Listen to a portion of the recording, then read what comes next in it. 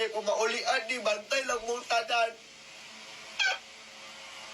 Mulmul kayo siya guys, mura siyang mulihok. Ang tanan niya po, murag maglihok-lihok.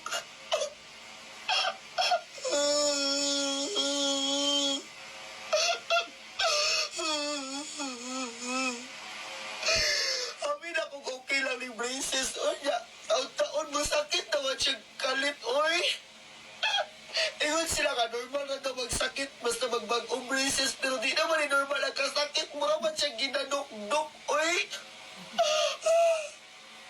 Yan, maglisod kong kaon, dili ko katulon. Ay, katulon good, pero maglisod kong usap, bagay sa kita.